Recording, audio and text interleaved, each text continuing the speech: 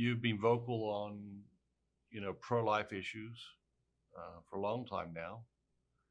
Um, Recently talking about human trafficking. Uh, when did you become convicted around life issues? My wife always volunteered at pregnancy centers, and but I was playing football, real busy, real important guy, real busy. And one day my phone rings, and it's the Archbishop of Baltimore.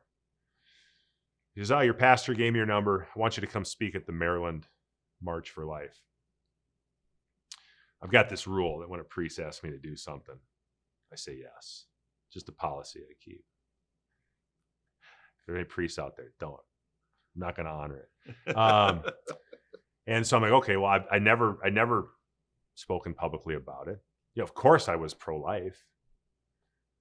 So I went to mass that day, and it was the gospel was, whatever you do to the least of my brothers and sisters, you do unto me. And I was like, oh, great. I was like, God, you're speaking to me, right? This is going to be my talk. So drive down to Annapolis. We have mass. Archbishop celebrates it. Same gospel. And his homily is the least of my brothers and sisters. This is the unborn. And so now I'm thinking, oh my gosh, I'm nervous already because I got to speak. What am I going to say? He just stole, the bishop just stole my stuff, right? And so we're walking from the cathedral to the steps of the State House, and I'm walking with a woman, and I'm just trying to make small talk. I'm trying to think. I said, so why are you here? Why do you march? She said, well, I'm an abortion survivor. And I said, I don't know what that means. I'm sorry. She said, when I was 18, I had an abortion. She said, I deeply regret it. I don't want anybody else to make that same mistake. And this is how naive I was. But I thought, oh my gosh, here's a woman who's had an abortion, and she's here. She says it's wrong. It's pain. It's evil.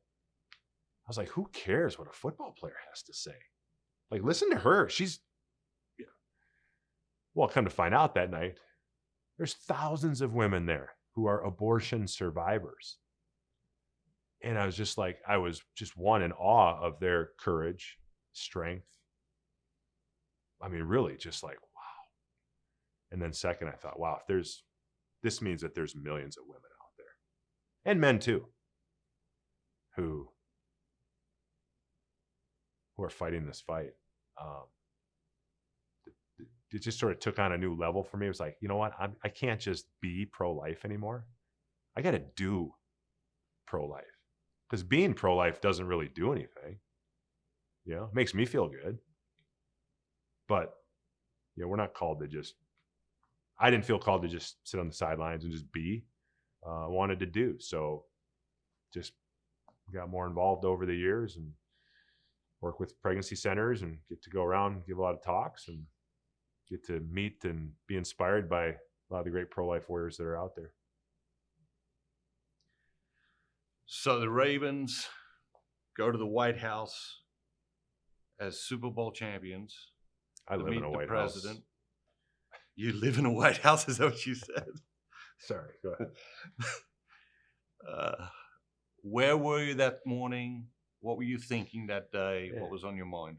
Invitation came in the mail from the White House inviting me and the rest of the team to the White House. And this was like 2 days after then President Obama was the first president to address Planned Parenthood. And he said, God bless Planned Parenthood.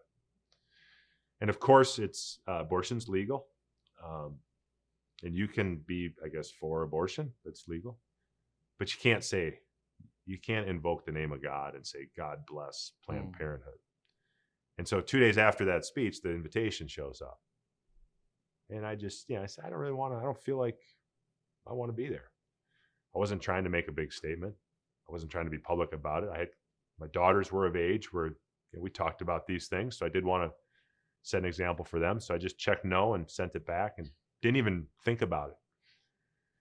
So I don't know, a month or two later, I'm at the gym trying to lose weight because I'd retired. And I see on the TV, the Ravens are at the White House. I was like, oh, yeah. So I see my teammates. Yeah, it's good. They're having fun. That's cool. And I get in my truck and, my phone is like blowing up.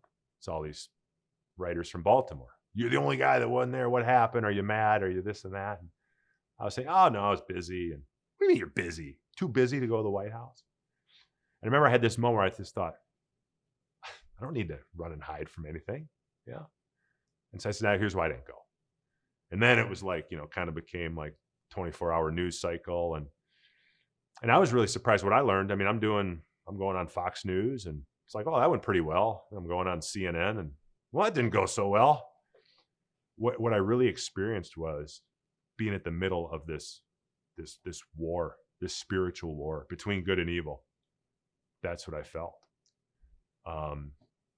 And so, yeah, I just, didn't, it's just funny how God works, because I still, every time I get to go to a pro-life event or speak to a group, I'm always like, I can't believe I'm doing this. I can remember how nervous I was to give a 2-minute speech on the steps of the Maryland State House after the bishop stole my talk.